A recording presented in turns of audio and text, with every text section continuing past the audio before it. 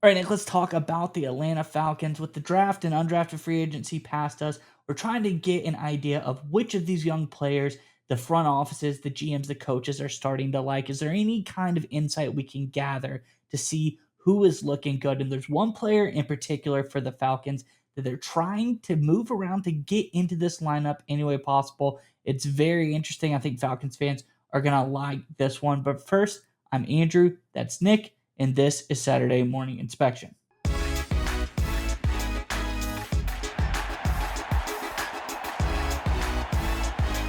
Right, Nick, as I alluded to, one guy in particular for the Falcons is getting kind of manipulated, moved around, trying to see if he can fit into this team, specifically the offensive line. We're talking about none other than seventh rounder Jack Nelson out of Wisconsin. Let's get into the article and we talk more about it on the other side. This is from SI.com. It says, toss in Jack Nelson's expansive schematic background. He played 3 years in a pro style offense and 2 years in a spread system, and a profile of well-rounded prospects grows clear. Talking Terry Fontenot, they said, I would say cross-train because that's one of the things that's cool about him, General Manager Terry Fontenot said. He fits our scheme because some players don't. A big man like that, he can open up and run. Again, he's played inside, he's played left, he's played right, so he's been moved around. He has a lot of versatility. You like the traits, you like the cover, and you like the ability when you see the pass pro. Then Falcons head coach Raheem Morris says, you get your guys up front. You really like to do what we do, which is run the football and watch them do some of those things, especially at an institution like Wisconsin. You got to be on fire about acquiring a young man we were able to pick up in the seventh round. Obviously, Raheem Morris talking about being excited about what Jack Nelson brings and how he fits this team specifically with what he did in the run game for Wisconsin as far as blocking goes. I think these are some really interesting tidbits. And I have a couple of graphs just to show exactly what Nelson did, what he was able to bring to the table. Let's first bring up a pie chart we have showing Jack Nelson's college snaps here. Yes, there are 3 parts to this pie chart. One of them is almost indiscernible because of the low amount of snaps he played at right tackle, was only 11. He played over 760 snaps at right guard, played over 2,000 snaps at left tackle, just showing this is a guy who did move around. He was successful at multiple different positions, and he did a lot of really good stuff for Wisconsin. So the versatility that Terry Fontenot is talking about, you can see it here. This is a guy who can do multiple different things. He played a lot inside. He played a whole lot outside, but nonetheless, he can do a lot of good things for this offense. But let's pull up this second one. Talk about, they specifically say this is a guy who brings a lot to the run game. But I think one thing to point out is this is a guy who's getting better and better in the passing game as well. In pass protection, he's done a lot of great things. And you can see a bar chart we have here showing his career pressures progressing from 2021 all the way to 2024. He's kind of figuring out, bouncing up and down from 21 to 22 to 23, 23 being the peak where he let up 18 pressures that season. But you can see it looks like he put it all together in 2024. He was able to really ratchet it down. Only 9 pressures allowed for him in 2024 in an entire season for him. So it's looking like this is a guy who not only can add in the run game, but he can add in the pass protection game as well. I really think that's going to be added value for him. But also what they're able to do in the run game at Wisconsin, just showing how this guy can fit into a run-heavy offense. They were able to dominate at the line of scrimmage and do a lot of good things rushing the ball. And finally, I just have some statistics of the running backs I think is really interesting to look at here. You look at average yards per carry on these guys.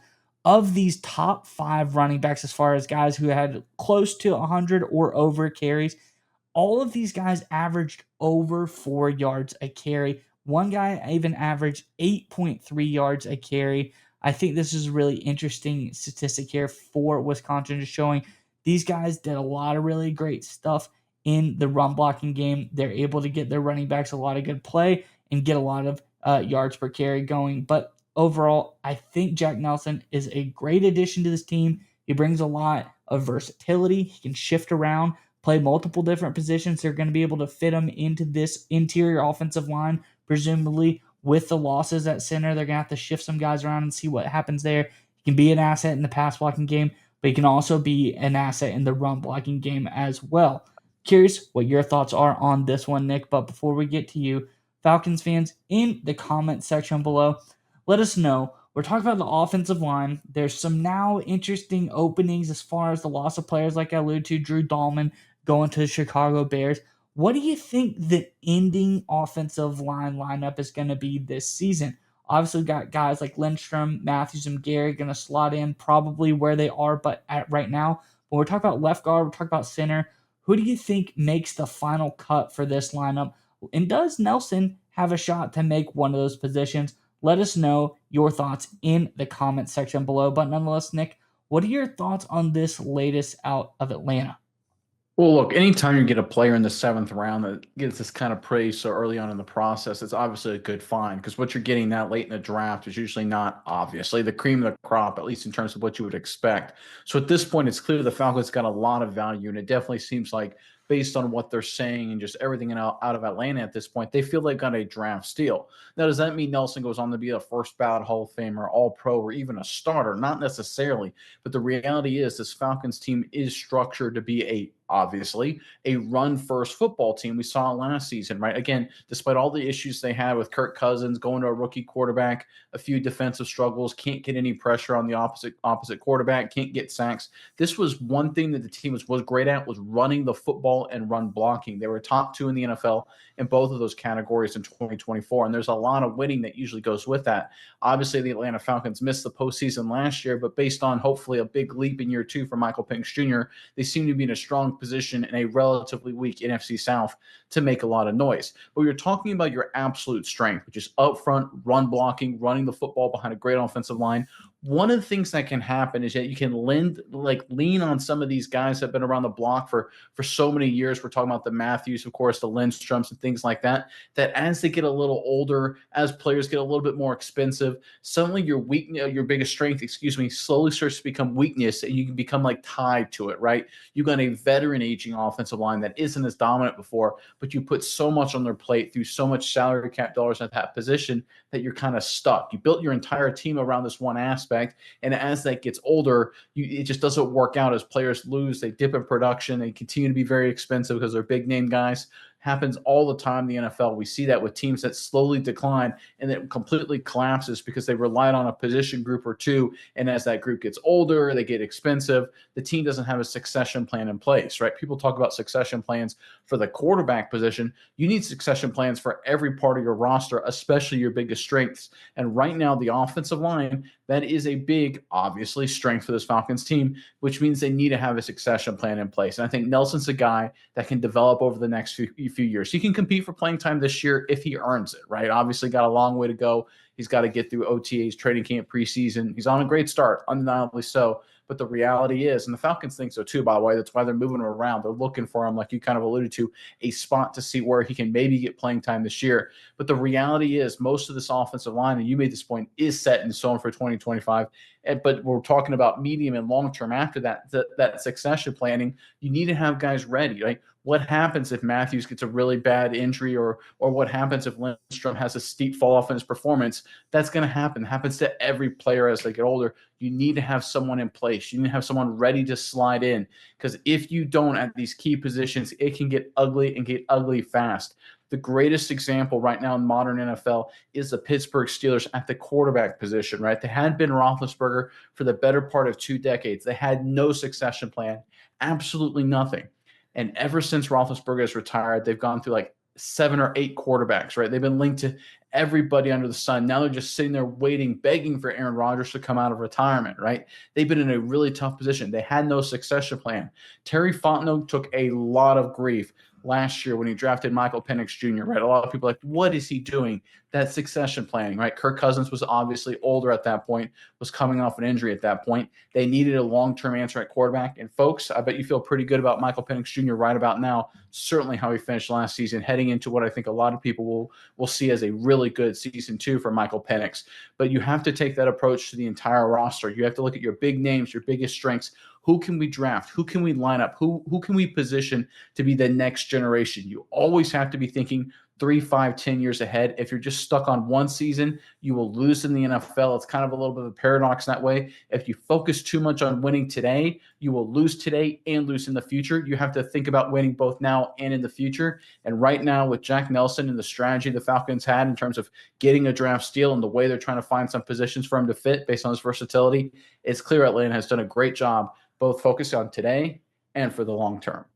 Yeah, Nick, and I think that's a great thing is you talk about this guy that maybe has the ability to have time to sit and develop, but when you have someone in waiting in the wings, we have someone that's going to be a depth guy at some point in time. If you were to have him in that role, we always talk about, and something that's really coveted in the NFL is a guy that can be like a swing tackle, a guy that can play multiple different positions, makes him more valuable. So I think that level brings a lot of value to Nelson, just his ability to be guard, be tackle, play left side, play right side. He's done it all. He's done it at a pretty high level. But I think one other thing is what Nelson does as far as how he's able to block in a outside zone run scheme. That was where he was the highest rated last year as far as his run blocking grade. He had a 71.7 overall run blocking grade, but in that specific zone run blocking scheme, an 85.4 grade there, doing a lot of good stuff. So I think for how they ran the ball last year, a lot of stuff out of the pistol, a lot of outside zone runs for the Atlanta Falcons. I really think that Nelson is a guy that can help out in that aspect as well. Come in, do some really good stuff. So again, like you alluded to, having a guy being a succession planning team, that's what they've done over the last few years. And like you said, people get a little bit upset, or early on, they were upset in last year's draft about the Penix pick. But we talked about it even before the draft that you have a unique opportunity to diagnose, assess and look at the quarterback position early, and you're able to make a pick, and it was the right pick, and it really helped the team out. Now you have a great offensive line. Let's not wait till it falls apart. Let's get guys in here. Let's have people developing, getting ready to be the future of this offensive line. Jack Nelson seems like he can be one of those guys. And I think the plan that Terry Fontenot's putting together is going to make this team be consistent and be very good contenders for years to come because of, like you alluded to, the succession plans that they have in place. And you can see it just to end on this final point here with what their roster currently is situated. So right now, Caleb McGarry, he's going into the last year of his deal. And you talk about succession planning. Why does it matter? Right now, McGarry against the salary cap is going to cost $16.5 million. According to overthecap.com, he's valued at about 10. If you don't have a succession plan in place, that means next offseason, you have to overpay a lot, right? You may have to pay $20 million a year to get a guy that's worth 10. Instead, you bring in a guy like Nelson. Now you start cross-training him. So that way next offseason, you say, McGarry, you want a team friendly? You want to take a big discount? Nope, no problem. We got the next generation ready. This is how it works. This is phenomenal work by the Falcons front office. It goes unnoticed because it's not sexy, but this is a great job by Fontenot. Give credit where credit is due, Atlanta's coaching staff, and the entire organization.